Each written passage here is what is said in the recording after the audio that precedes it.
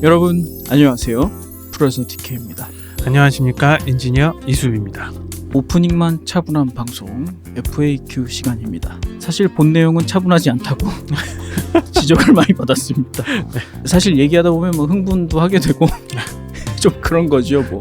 또 흥분이 쉽게 찾아와요. 네, 저희가 좀 그럴 나이입니다.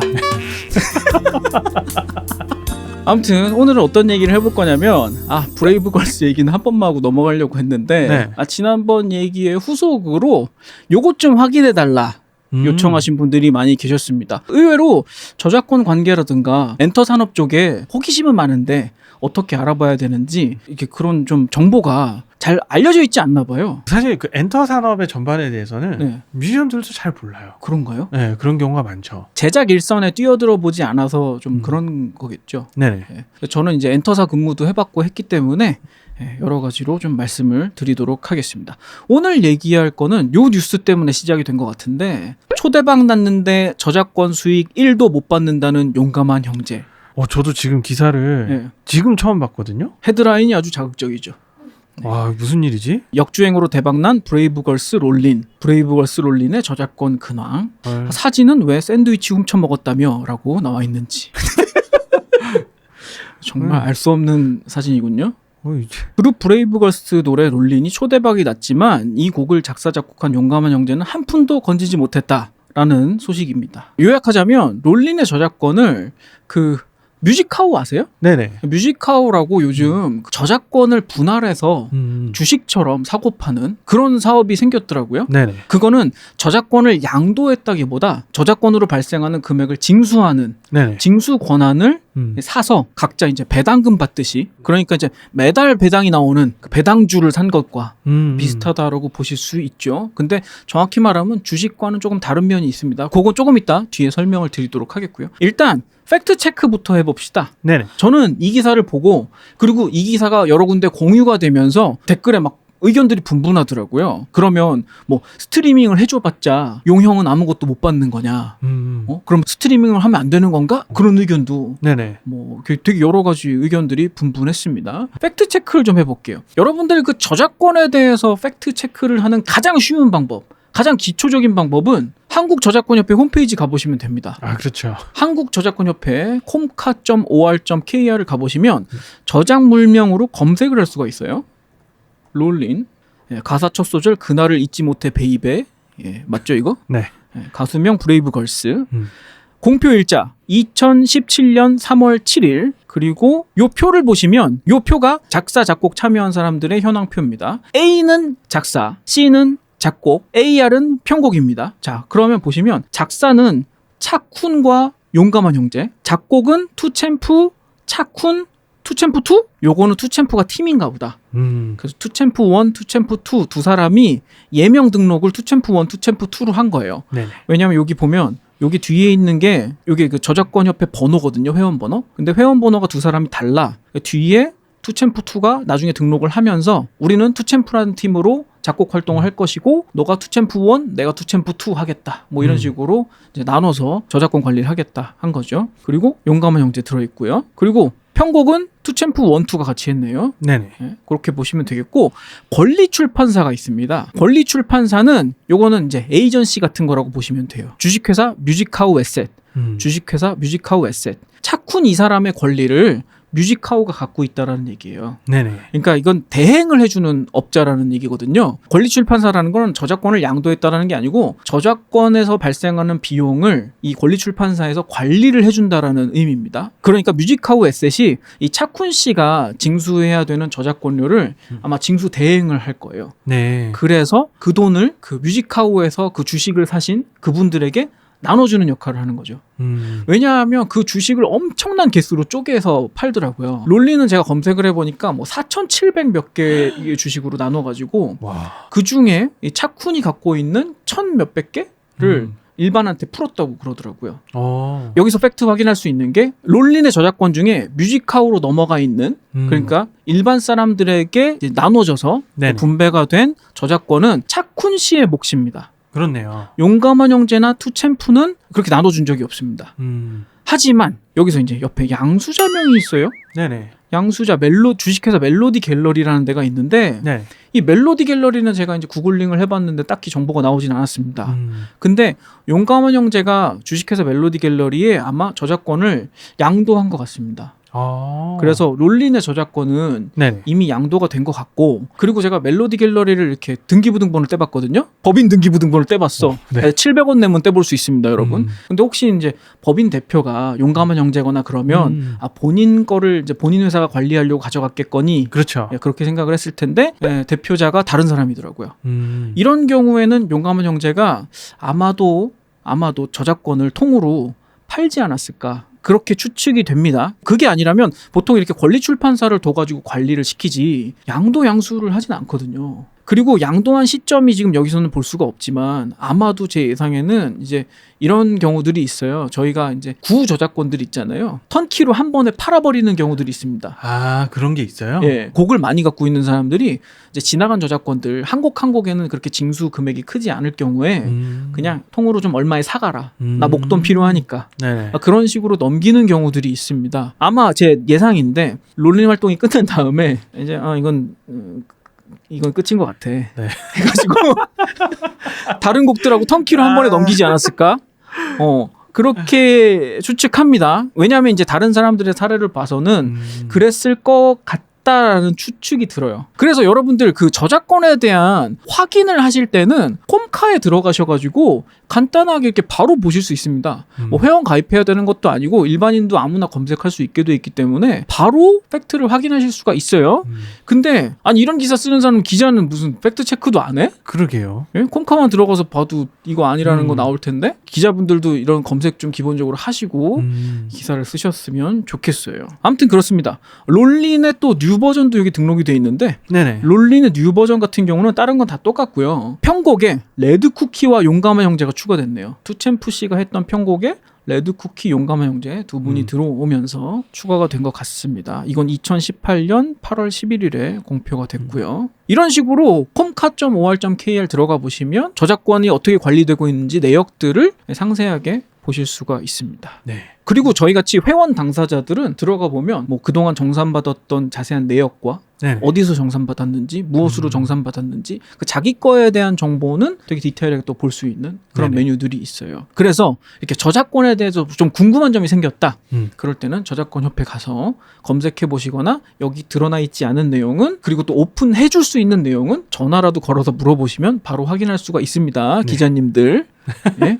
근데 아까 보셨다시피 용감한 형제의 저작권은 이미 양도가 되었기 때문에 네네. 아마 지금 현재는 저작권 수익 1도 못 받는다라는 게 틀린 얘기는 아닌 것 같아요. 저작권 수입을 못 받는 건 맞습니다. 네네. 그러면 여러분, 우리 그동안 고생한 용형을 위해서 스트리밍을 해줬었는데 스트리밍 안 하는 게 맞느냐? 그렇진 않아요. 왜냐하면 브레이브걸스 앨범은 좀 아까 보셨겠지만 브레이브 엔터가 제작을 했잖아요. 그렇죠. 그러면 저작 인접권이 브레이브 엔터에 귀속되어 있습니다. 저작권이 아니고 저작 인접권이요. 저작 인접권이라는 거는 지난 시간에 제가 설명해 드렸듯이 음반에 대한 네네. 고정화된 음반에 대한 권리이기 때문에 그 음원에 대한 권리는 브레이브 엔터가 갖고 있고 브레이브 엔터 대표가 용감한 형제일 테니까 저작 인접권으로 아주 잘 벌고 계실 거예요. 여러분 스트리밍 많이 해주시면 용감한 형제한테 돈이 가요. 그 부분에 대한 걱정은 전혀 하실 필요 없고, 그리고 스트리밍을 하실 때는 저작권보다 저작 인접권이 훨씬 많이 발생합니다. 그렇죠. 저작 인접권 비율이 훨씬 높기 때문에 저작 인접권으로 많이 받으실 거니까 별로 아쉬워하지 않아도 될 것 같아요. 근데 혹시 저작 인접권까지 설마 넘겼을까? 그런 경우가 있나요? 그런 경우도 있습니다. 지금 노라조의 옛날 앨범들은 네네. 저작 인접권이 여러 회사로 찢겨져 있습니다. 슈퍼맨은 어느 회사가 갖고 있고, 고등어는 어느 회사가 갖고 있고, 뭐 카레는 어느 회사가 갖고 있고, 다 쪼개져 있습니다. 아, 그래요? 네, 왜냐하면 이제 마지막에 옛날 노라조 소속사가 네. 문을 닫을 때 사장님이 여기저기서 돈을 땡기셔가지고요. 아이고야. 다 팔아버렸어. 그래가지고 저희가 지금 만약에 노라조 베스트 앨범을 내자 네네. 해가지고 옛날 음원들을 모아야 돼? 진짜 골치 아프게 됐습니다. 그러게요. 그거 언제 다. 그러느니 그냥 리메이크를 하는 게 낫습니다. 리메이크를 하면 그 인접권은 상관이 없게 되니까. 별개의 문제가 되니까. 예, 리메이크된 음원을 만드는 게 차라리 낫습니다. 이런 경우 되게 골치 아파. 그러게요. 저 같은 경우도 가리나 프로젝트 1집에 대한 저작 인접권이 네네. 저한테 없어요. 그래요? 왜냐하면 그건 CJ에서 발매를 했거든.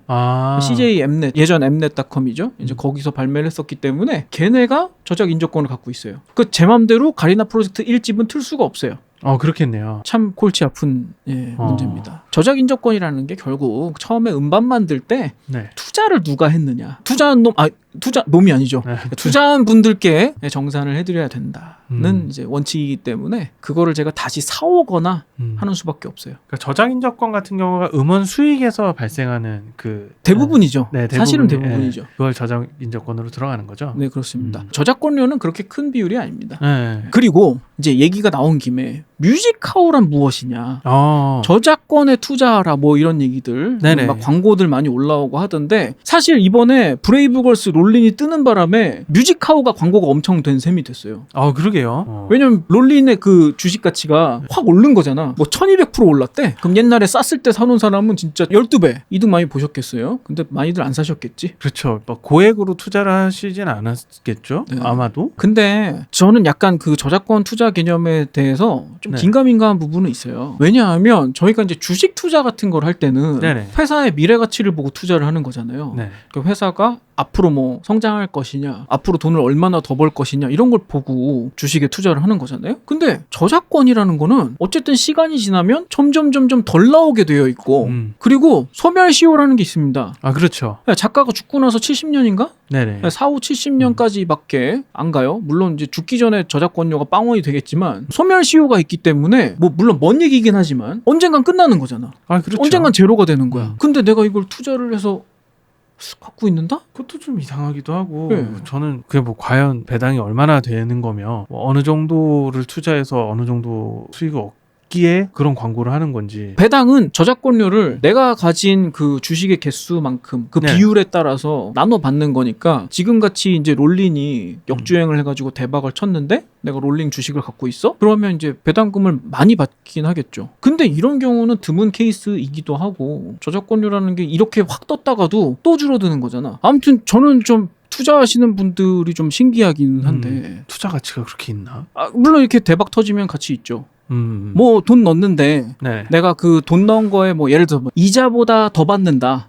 그런 개념으로 접근한다고 하면은 저작권 투자도 괜찮을 수 있는데 이게 원금 보장도 안 되고 네네. 계속 가치가 떨어지는 그렇죠. 그 저작권이라는 거는 계속 시간이 지날수록 가치가 떨어지면 떨어지지 올라가는 경우는 잘 없거든요. 네네. 근데 이런 경우 1200%가 올라버렸단 말이야. 그럼 오른 가격에서 사는 사람이 있는지 모르겠는데 사면 그 사람은 떨어질 게 거의 확실시 되어 있는 거야. 그렇죠. 그러니까 좀 이상해요 이게. 저도 이거 사는 사람들 솔직히 이해를 못 하겠거든. 아니면 우리가 뭐 모르는 그런 게 있는 건가? 아니 물론 이제 배당이 아주 잘 나와서 네. 내가 원금 이상으로 배당을 받아버렸어. 그러면 괜찮지. 아니 물론 그렇긴 하죠. 그럼 괜찮죠. 네. 이게 저번에 얘기했던 저작권 담보 대출하고는 또 다른 문제란 말이에요. 은행 같은 경우는 저작권을 담보로 대출을 해줍니다. 그러면 그 대출금은 받을 거고 내가 네네. 받긴 받을 건데 그동안 나오는 저작권료로 그거를 충당할 거야. 네. 라는 개념이잖아요. 네네. 그러니까 정해진 그 채워야 되는 돈이 있고 은행은 그거를 회수하기 위해서 저작권을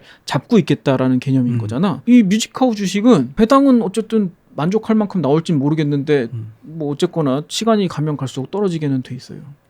또 저작권자 입장에서는 그럼 그 저작권을 어느 정도 액수에 파는 거지? 뭐 경우에 따라 다르긴 하겠지만. 보통은 그렇겠죠. 현재 시점에서 최근 몇 개월 내지는 뭐 최근 1년 사이에 저작권 정산을 이 곡이 얼마를 받았으니까 향후 얼마 정도 받을 것이다. 뭐 해가지고 대충 액면가를 계산을 하겠죠. 주식도 그렇지 않습니까? 주식도 보통 뭐 향후 몇 년간 얼마를 벌지 계산해가지고 그 PER을 맞추고 뭐 이런 걸 하잖아요. 그런 것과 비슷한 개념이 아닐까라고 생각은 하는데요. 과연 원금 이상으로 버신 분들이 계실지는 잘 모르겠습니다. 그러게요.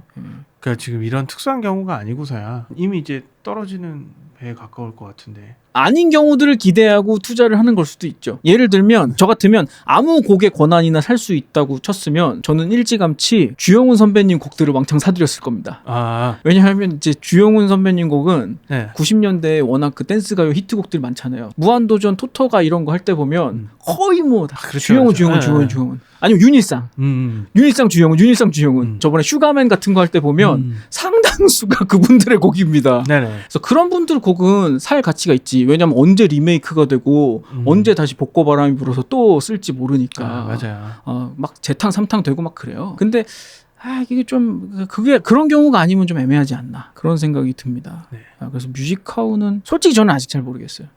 그 뭐 요즘 뭐 NFT 뭐 뮤직하우 뭐 여러 가지로 이제 디지털 그런 권리 권한에 대해서 사고 팔고 하는 것들이 있잖아요. 네네. 근데 정작 기계 실제 가치를 반영하는가? 뭐 비트코인도 마찬가지겠지 뭐. 코인 사는 심리랑 비슷한 것인가? 저는 잘 모르겠습니다. 네. 일종의 저는 폭탄 돌리기가 아닐까라고 생각하는 편이긴 해서. 그래서 과연 용감한 형제는 돈을 못 벌었을까라고 하면 저는 이 문제에 대한 답은 그렇게 심플하지 않다고 생각하는 게 다른 사업도 마찬가지긴 하겠지만 유독 연예 사업, 엔터 산업 쪽은 직접 수익이 적습니다. 맞아요. 대부분이 간접 수익이에요. 정말 대부분이 간접 수익. 물론 이제 행사를 뛰어서 행사비를 받는 그런 직접 수익은 크지. 이제 그런 거 말고 예를 들어서 어떤 연예인이 잘 돼가지고 CF를 찍어. 네. 그거는 직접적인 연관은 없잖아요.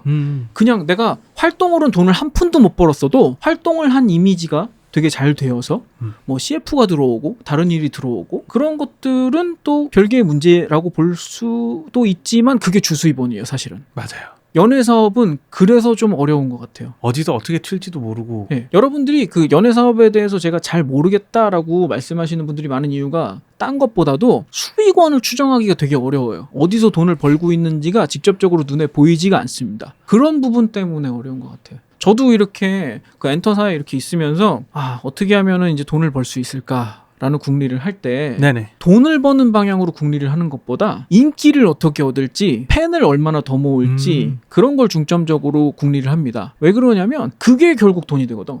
팬이 많이 모이면 돈이 돼요. 네네. 유튜브도 그렇잖아요. 구독자를 많이 모으면 그게 뭐 어떻게든 이게 돈이 되잖아. 그렇죠. 네, 직접적인 무엇은 안 되더라도 간접적으로 도움이 되잖아. 제가 그전에도 말씀드렸다시피 이 방송은 적자를 보고 하고 있으나 어쨌든 다른 간접적인 하다못해 우리 프로듀서 DK 채널을 보고 막 게임 회사에서 연락이 와. 그렇죠. 일을 해달라고. 저희 게임 음악 작업 좀 해주십시오. 뭐 어디서 막 곡 좀 달라고 막 연락이 와.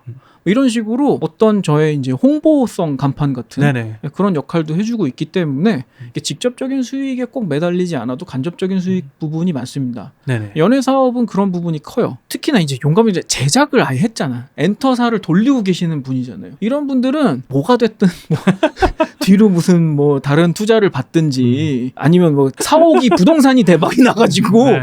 다른 돈으로 뭐가 메꿔지든지 여러 가지 수익원들이 많이 있어요. 그러니까 여러분이 전혀 걱정하실 필요는 없지 않은가. 롤린이 이 정도 잘 됐으면 향후 용감한 형제 그 브레이브 엔터는 향후 몇 년은 그렇죠. 엔터사가 가지고 있는 가치 자체가 지금 향상한 걸 생각하면 그럼요. BTS 하나로 그 빅히트가 그렇게 되는 거 보십시오. 그럼요. 그런 거 보면 진짜 엄청나다는 걸 알 수 있죠. 이게 추적이 어려운 이유가 제가 또 하나 설명드리자면 BTS가 벌어들이는 직접 수익을 이렇게 검색을 해보면 네네. 그런 데서 보실 수 있습니다. 코카, KOCCA, 컨텐츠 진흥원 이런 데 가보시면 작년에 K-팝 사업이 어떤 분야로 돈을 얼마 벌었다 뭐 이런 것들을 좀 자료를 찾아보실 수가 있는데 그런 데서 보면 BTS 같은 그룹들이 생각보다 네. 많이 벌긴 벌었지만 네. 우리가 생각하는 것처럼 엄청난 금액을 벌지는 않아요. 뭐 이렇게. 그건 아니에요. 그건 아니야. 근데 거기에 찍혀 있는 그 숫자가 전부가 아니라는 거예요. 네. 그거는 그냥 직접적으로 통장에 이렇게 꽂힌 돈이 이렇게가 얼마냐라는 의미인 거고 그거 외에 부가적인 이미지성으로 얻어지는 것들, 우회에서 얻어지는 것들 그런 것들이 훨씬 큽니다. 그런 것들을 안 보면 사실 SM, JYP, 뭐 빅히트 이런데 주식 투자하시는 분들은 그 금액만 보고는 투자 못하죠. 이번에 또 빅히트가 네. 스쿠터 브라운을 영입했다든가 그렇죠. 그런 좀 진짜 대박 사건인데 생각보다 이제 많은 분들이 스쿠터 브라운이 뭐 하는 놈인지를 몰라가지고 자꾸 놈이라고 하는데 뭐 하는 분인지를 몰라가지고 그렇게 뉴스가 크게 된 것 같지 않은데 대단한 분이고요. 싸이 활동할 때도 스쿠터 브라운이 했지. 그렇죠. 그러니까 업계에 귀인. 그렇죠. 그런 분이 한국 회사 빅히트에 영입이 되었습니다. 정말 빅 뉴스입니다. 제가 빅히트 주식을 계속 들고 있었어야 되나 하는 후회를 했습니다. 지금 다 처분하신 거예요? 팔았는데요. 난 지금 사야 되나? 그럴 수도. 지금 빅히트를 사야 될 수도 있겠습니다. 형 믿고 가요. 저희 조만간 네. 저희 빅히트 한번 가가지고 입이 바짝바짝 탄다. 거기 가서 사무실 구경도 좀 하고 네. 여기 가깝잖아요. 네. 용산에 빅히트가 왔거든요. BTS 티셔츠 입고 가야지. BT 회장님이 S. 네. 아니면 빅히트. 그렇게 입고 죄송합니다. 네. 저희가 맨날 이래가지고 차분한 방송 유지가 안 됩니다. 차분한 마무리 할까요? 네, 차분한 마무리 하도록 하겠습니다. 자, 오늘 방송도 여러분의 궁금증이 좀 해소됐다면 구독과 좋아요 부탁드리고요. 또 궁금하신 사항 있으면 언제든지 댓글로 질문 남겨주십시오. 저희가 답해드릴 수 있는 선에서 최대한 성심성의껏 말씀드리도록 하겠습니다. 저희는 다음 방송에서 또 찾아뵙도록 하겠습니다. 지금까지 프로세티키였습니다. 엔지니어 이수비였습니다. 감사합니다.